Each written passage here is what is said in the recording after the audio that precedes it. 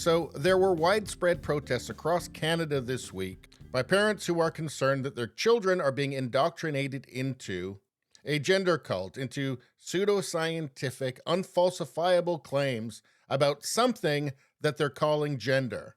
And spoiler alert here, if somebody tells you that frog gender is a real thing, they don't know what they're talking about.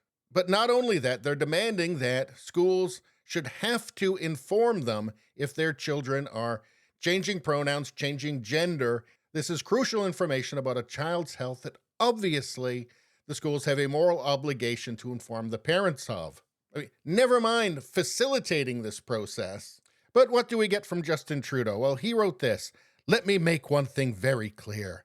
Transphobia, homophobia, biphobia. Yep, now he's just getting silly."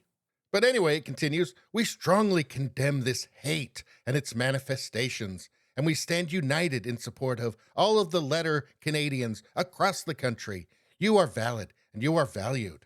So what he's clearly saying here is that he's demonizing 78% of the people in Canada, because 78% of people in Canada agree with the protesters. He's obviously using this as a wedge issue, and he can't use the very diverse group of people that were at these protests. He can't smear them all as racists anymore because they're more diverse than his own cabinet. So he's got to now double down on the rest of the phobia, the letter phobias. Seems like a bad political strategy, but he doesn't know how to do anything else. So Pierre Poilievre, who is the leader of the Conservative Party in Canada, if you're watching from outside of Canada, he said, "Justin Trudeau always divides to distract from all he has broken. This time, he is demonizing concerned parents. Parents should be the final authority on the values and lessons that are taught to children.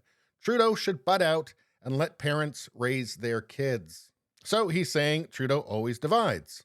Yeah, it's very clear he's using this as a wedge issue. He's trying to divide the public. It's not working for him, but again, he doesn't know how to do anything else.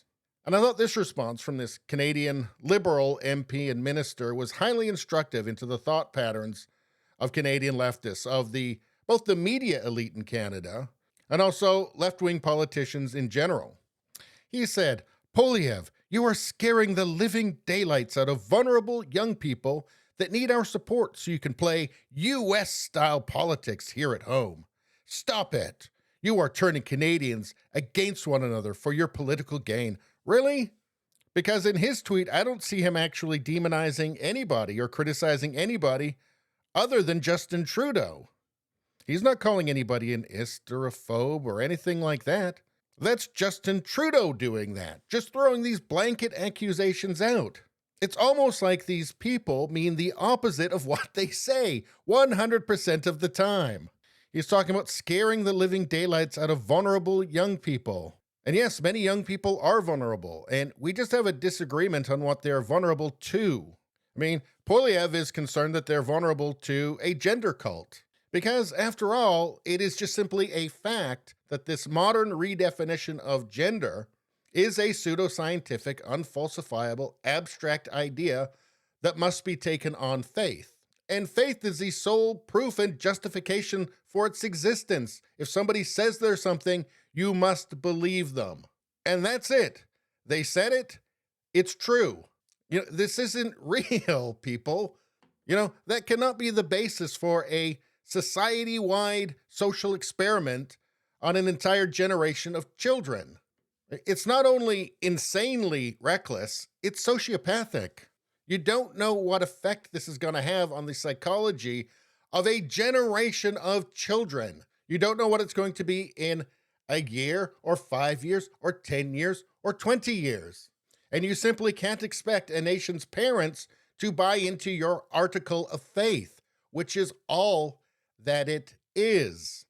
Let's go through some of the genders right now. Here from Women's Health magazine, here's your gender identity list as defined by psychologists and sex experts. And in case you haven't figured this out yet, experts ain't what they used to be. So it starts out with cisgender, transgender. You've got your non-binary. How about genderqueer? That refers to somebody who is non-conforming to any gender identity. They don't identify as transgender, non-binary, male, or female. So, in other words, it's made up. How about gender fluid? Just like your sexuality can be fluid, your gender identity can be too. Yeah, almost as if this whole gender thing isn't real. You're gender nonconforming, gender expansive. This could mean that you're non-binary.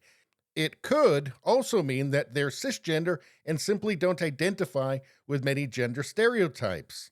Or it could mean that this is all bullshit, obvious bullshit. Agender, that's somebody who doesn't identify with any gender. Gendervoid. Now, if you lack a gender identity but also feel a sense of loss or void in not feeling that gender identity, you're gendervoid. Is any of this sounding like science to you? Omnigender, that's just where you're everything. Does any of this feel like something that should be taught to children in school as fact? Yeah, I don't think so either. Yes, this is just fiction. This is just imagination. None of this is real. So, let's talk again about vulnerable young people. Who are they vulnerable to again? Are their parents of foremost concern for all children of a generation? Yeah, I'm not so sure about that.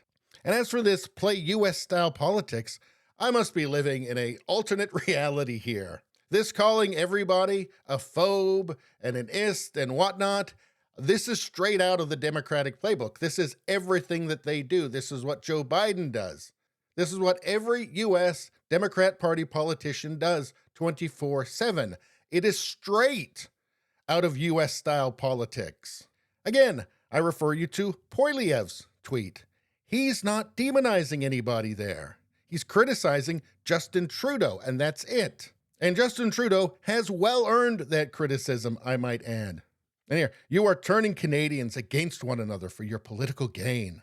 You know what? I hope they keep doing this. I hope they do. I hope this is the issue that the Liberal Party of Canada is willing to incinerate their political fortunes on. Keep it up. Keep doing it. Keep attacking parents.